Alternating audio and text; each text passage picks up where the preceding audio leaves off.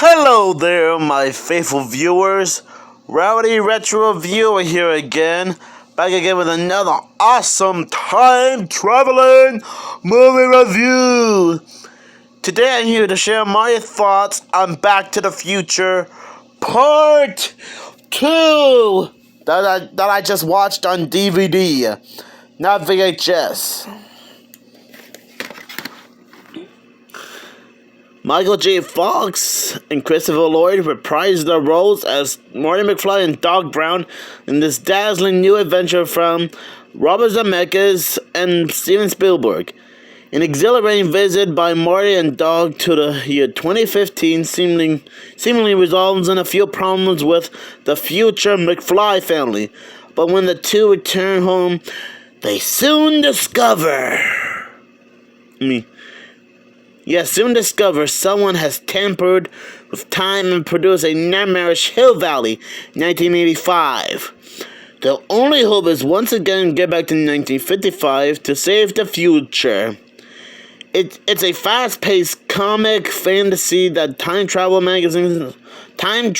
magazines call terrific, rich in invention and astonishment. So, in a nutshell, Doc and Marty had to travel to 2015 to make sure his future kid doesn't get into any trouble and go to prison.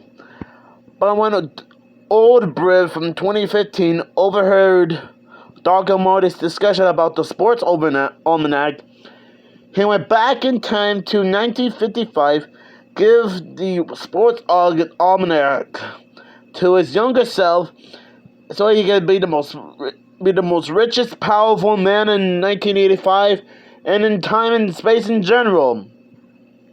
So we up to Marty and Doc to save the future, destroy the book, and make sure Marty will save George McFly, who is Marty's dad.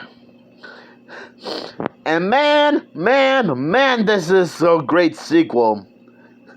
It doesn't follow the whole stuck in the past situation. This time it has something to do with what would happen if you change history. That's exactly what this sequel does. It changes history. So I guess you can say that Back to the Future 2 pretty much invades Back to the Future Part 1. Which is kind of genius when you think about it. And that's what I like about this movie. They started off by going to 2015, back to 1985 to notice that everything's so screwed up, and then go straight back to 1955. It's like Marty was just there in the first film. Talk about deja vu. And yes, they do address that the first film is still technically canon within the sequel. I mean, to be fair, all three Back to the Future films are canon. But anyways, just like with the first film, the acting is phenomenal. It's so action-packed, intense, hilarious. And it's so cool to see old Biff interact with his younger self in the mid-50s. That's pretty cool when you think about it. And yes, I will admit, it's probably one of the most coolest films I've seen ever. Might be better than the first film, I don't know, it doesn't matter. And you just can't blame the filmmakers for this. And you know what's funny? Back when Robert Zemeckis and Steven Spielberg worked on the first film, they kind of thought the first film had a satisfying ending, and they weren't even sorry for the stuttering there. They probably weren't even planning on making a second and third film. But I'm guessing the first film was so popular that they decided to greenlit a sequel, which is where we got Back to the Future 2.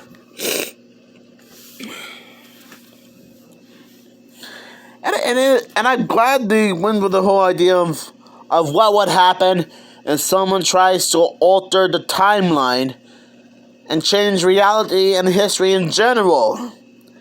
I mean, sure, technically the CW's Flash TV series and Avengers Endgame sort of did something similar like this before in recent years, but neither can top-notch Back to the Future, you know?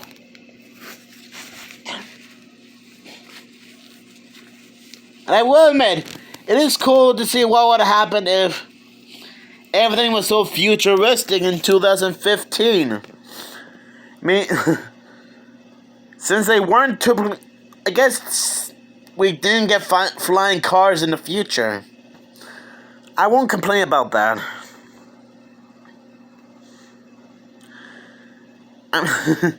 I'm sorry, I'm just at a loss for words on how great the sequel is. I mean, it tries its best to be a great sequel.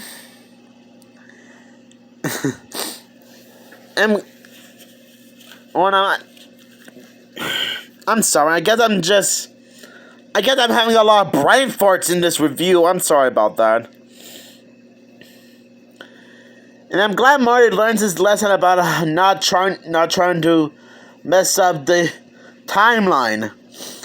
Even though old Bruce pretty much learned that the hard way. And again, there was like a lot of interesting details in the film. Like there's this one scene where Marty looks through the antique store window, and you can see so many interesting items, like Jaws, a Who Framed Roger Rabbit toy, which makes sense considering how Robert Zemeckis worked and Steven Spielberg and Christopher Lloyd worked on Who Framed Roger Rabbit just 1 year earlier. Those are like some nice subtle Easter eggs that people might catch on to, you know, unless they were really paying attention. I think there were like so many other Easter eggs in this film that I could probably name off, but we will be here all day long. And before I wrap this up, this film does include a little teaser for the third film that came out a year later, the summer of 1990. If you watch Minty Comedic Arts videos on him showing all 10 facts about all 3 films in a row, including Back to the Future, he did point out that both Back to the Futures Part 2 and 3 were filmed back to back, meaning that the third film was about to start production while the second film was still being edited. I mean, it's kind of rare for a movie studio to work on 2 films back to back, even if that means it's gotta be the same film. And I think The Matrix, Pirates of the Caribbean, and the Harry Potter movies might have done something similar like this in their later sequels. So I guess those films should be thanking Back to the Future for starting this whole thing in the first place. And like I said, it is pretty cool to see how Back to the Future 2 would invade Back to the Future Part 1. You know, kind of like a deja vu type of thing. It's like deja vu all over again. It's like we just witnessed what just happened to Marty in the first film. You know, kind of like a little reminder of what happened in the first film.